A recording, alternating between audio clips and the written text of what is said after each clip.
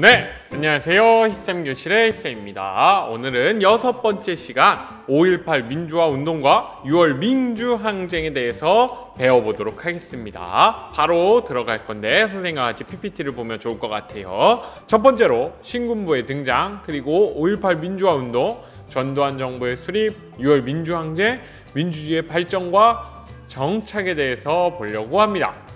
그러면 이 사진으로 먼저 시작을 하려고 해요. 여러분들 이 사진 본 적 있나요? 와, 어떤 남자가 만세를 외치는 건가요? 그러면서 앞에 나가 있고 뒤에 있는 사람들은 태극기를 들고 있죠. 그리고 참 신기한 거는 뒤에 있는 사람들이 마스크를 쓰고 있어요. 아, 요즘 찍힌 사진인가? 코로나 때문에 마스크를 쓴 건가? 라고 궁금증이 유발될 만한 사진이에요. 뒤에 보면 여러 사람들이 흰 마스크를 쓰고 있습니다. 이 사람들이 왜 마스크를 쓰고 있냐? 한번 같이 보도록 해볼게요. 이 사진은 6월 민주항쟁 가운데서 나온 사진입니다. 자, 첫 번째 신군부의 등장입니다. 여러분들이 저번 시간에 어떤 걸 기억해야 되냐? 우리가 4.19 혁명 이후에 5.16 군사정병으로 박정희 정부가 들어서죠. 그리고 유신, 10월 유신으로 인해서 이 박정희 정부는 국민들의 생활을 억압하는 그러한 와중에 있어서 79년에 11.6 사태로 인해서 김재규가 박정희 대통령을 사살했던 사건이 기억나요. 그게 저번 시간까지였습니다. 그러고 나서 무슨 일이 있었냐?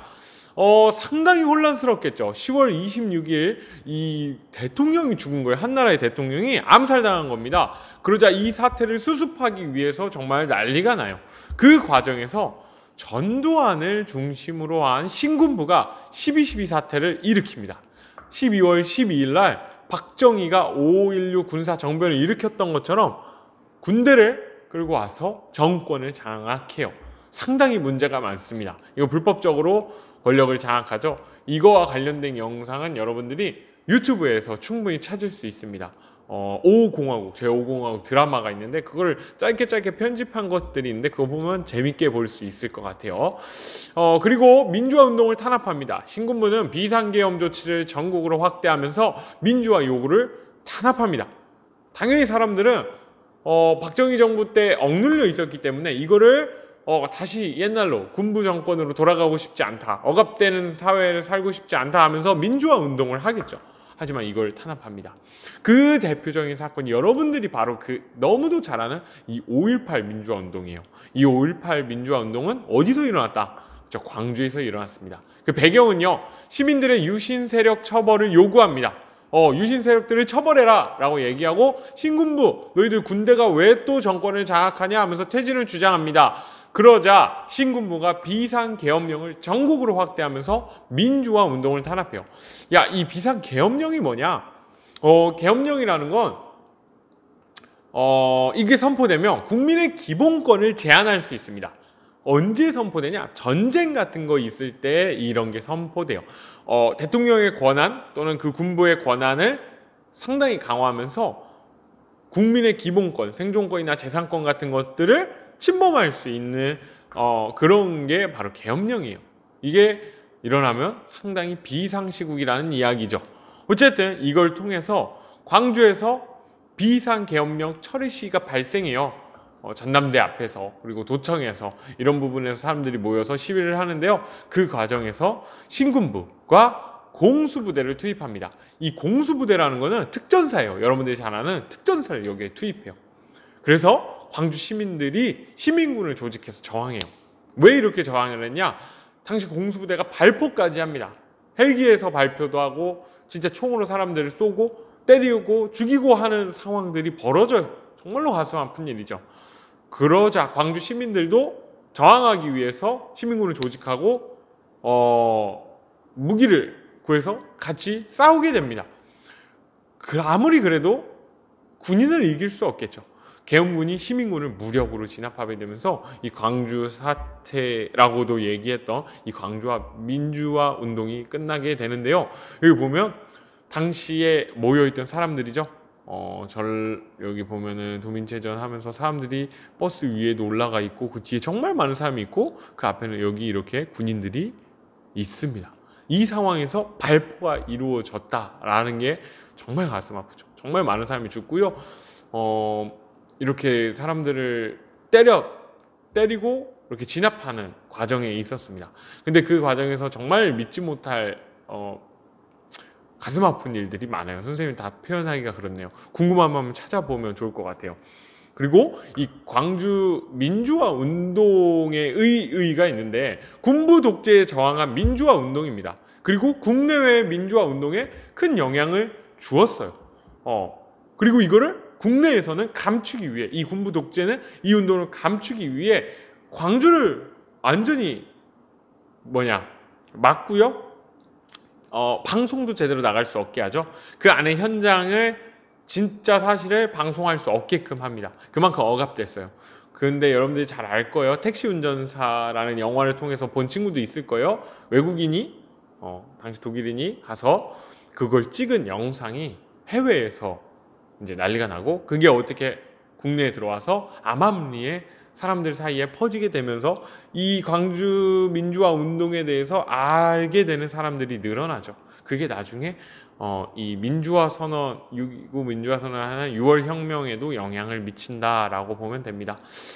이 광주 민주화 운동, 이 5.18 민주화 운동에 대해서 가짜 뉴스가 정말 많이 돌고 있어요. 이건 북한군이 개입했다. 이건 폭동이다. 어떻게 시민들이 군인을 상대로 총을 쏘냐? 경찰서를 터냐? 감옥을 터냐? 이런 이야기들이 나옵니다. 그게 진짜 사실인지 아닌지는 여러분들이 판단을 해봐야 돼요. 꼭 수업 시간에 선생님께 여쭤보고요. 이거에 대해서 여러분들이 한번 자료를 찾아보는 것도 꼭 추천드립니다. 정말로 우리가 확실히 분별해야 되는 사건이기 때문이에요. 정치적으로도 이용되고요. 여러분들이 이거에 대해서 혼동되면 안 됩니다. 그래서 꼭 찾아보고 자기만의 생각을 가져야 해요.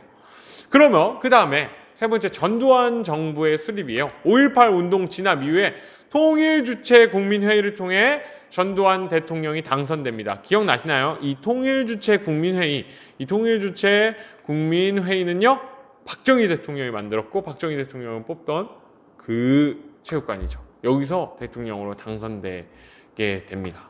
그리고 강압 정책이 펼쳐지는데, 언론사를 통폐합합니다. 언론사를 통폐합해서 마음에 안 드는 언론사를 없애고 다 하면서 이 뉴스를 검열하고 이 언론을 장악하는 거예요.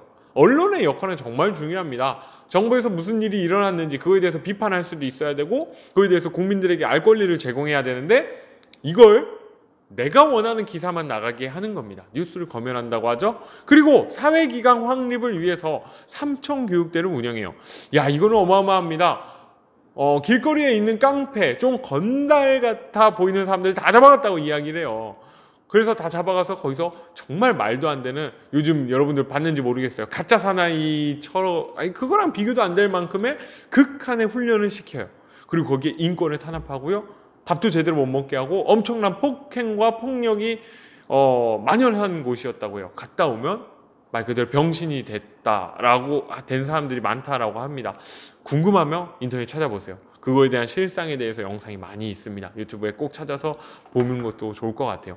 유아 정책도 있죠. 당근과 채찍이라고 보시면 돼요. 이건 채찍이고 이건 당근인데, 이 당근으로는 야간 통행을 금지합니다. 박정희 대통령 시기에는 12시 땡 하면은 움직일 수가 없어요. 12시 이후에 움직이다 걸리면 경찰서에 붙잡혀 갑니다.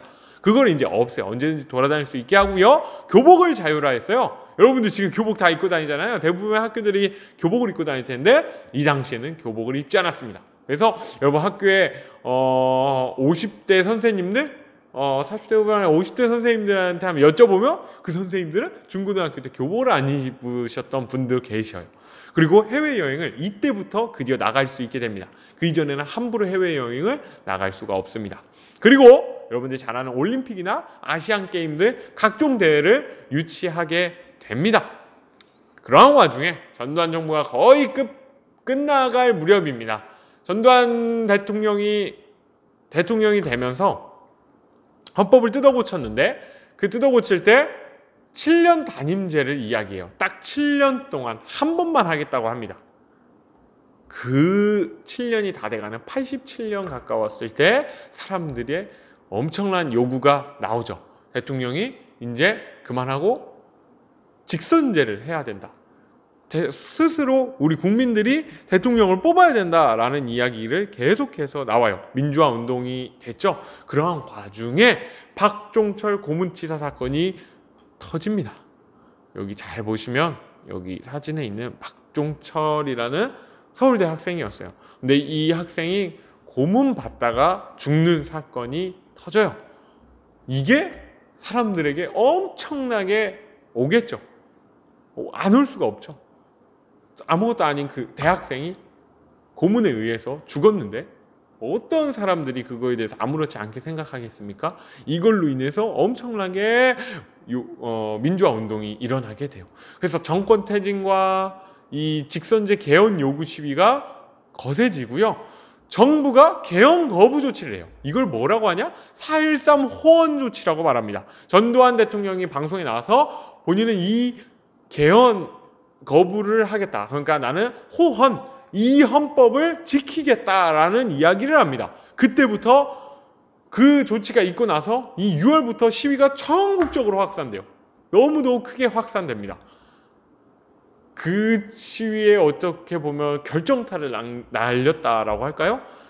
이한열 열사의 이제 거의 죽음에 가까운 이 사진이 많은 사람들에게 민주화 운동에 나오게 하는 그런 거가 촉발제가 되기도 합니다. 연세대 학생이었던 이한열 열사가 시위 과정 중에서 최루탄을 맞습니다. 최루탄이라는 건요, 화생방이라고 들어봤나요? 진짜 사냐 그런데 보면 최루탄을 하잖아요.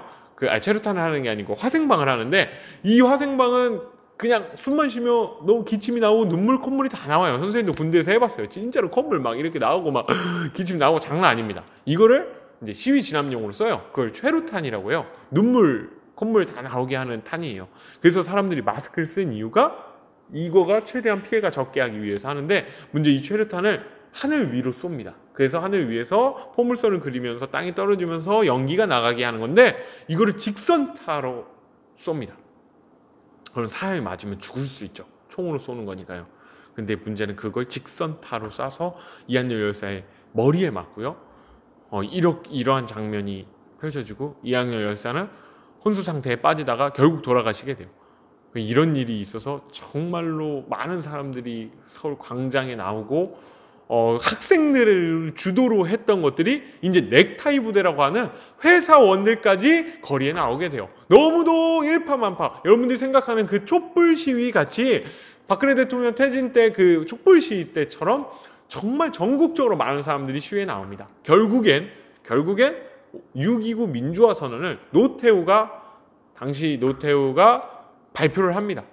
그러면서 개헌을 실시하고요. 5년 단임의 대통령 직선제 개헌을 실시해요. 지금 우리가 갖고 있는 이 헌법이 당시 이때 개헌됐고요. 결국에는 김영삼, 김대중, 노태우 이 3명 3파전에 의해서 노태우 대통령이 당선되게 됩니다. 그래서 미완성의 혁명이다라고 이야기하는 사람도 있지만 어찌됐든 국민 스스로 뽑은 대통령이 됐죠. 그래서 첫 번째 87년 이후에 노태우 정부가 들어서요. 이 노태우 정부는 서울올림픽 대회를 성공적으로 개최하죠. 88 올림픽 들어봤을 거예요. 그리고 북방 외교라는 걸 추진해서요. 냉전의 완화에 맞춰 중국과도 수교를 맺고 러시아 이런 그러니까 사회주의 계열의 국가들과도 수교를 맺으려고 합니다. 그리고 남북한이 유엔에 동시 가입하는 일도 일어나요.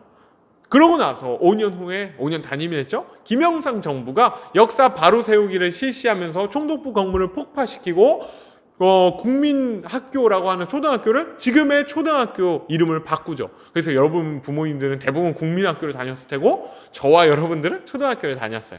그것처럼 이때 김영삼 정부 때 바뀐 거고요. 금융실명제라는 걸 실시하는데, 이 금융실명제는 지금 여러분들 통장에 여러분 이름을 찍히는 걸 말해요. 옛날에는 자기 이름으로 하지 않았는데 이제 그렇게 해야 된다는 거. 그리고 군수, 도지사 같은 걸 뽑는 지방자치제를 전면적으로 실시하고요. 거의 막판에 너무도 가슴 아픈 IMF 외환위기가 발생해서 우리나라 경제에 엄청난 타격이 있고, 그리고 여러분 부모님께 여쭤보면 그 당시에 실업하신 분들도 그 당시에 많은 분들이 길거리에 나앉게 되고 망하고 부도나고 일자리에 잘리고 했던 경험들이 있을 거예요. 꼭 한번 여쭤보시면 좋을 것 같아요. 그리고 김대중 정부 때 1차 남북 정상회담, 노무현 정부 때 2차 남북 정상회담, 이명박 정부 때 뭐 4대강 사업이니 여러 가지 사업을 했고요. 그리고 박근혜 정부 때 있었던 일, 그리고 지금 문재인 정권 때 정부 때 있었던 일들은 여러분들이 직접 경험했고 여러분들이 그 역사의 주인공이죠. 이렇게 여러분들 현대사는요 여러분들과 너무도 가까이 다가가 있어요.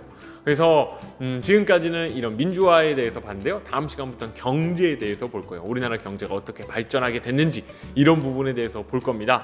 그래서 이 현대사를 어렵게 생각하지 마시고 교과서에서 배웠던 거를 엄마 아빠한테 한번 여쭤보시고 할아버지 할머니한테 여쭤보세요. 그러면 그분들이 진짜로 겪었던 그분들의 역사를 여러분들에게 이야기를 해줄 겁니다. 그리고 지금 여러분들이 겪었던 그 역사를 여러분들 아들, 여러분들 딸에게 이야기해 줄 수 있어야 돼요. 그러면 고생 많았고요. 우리 다음 시간에는 더 재밌는 역사 시간으로 만날 거예요. 고생 많았어요. 그럼 다음 시간에 만나요. 안녕.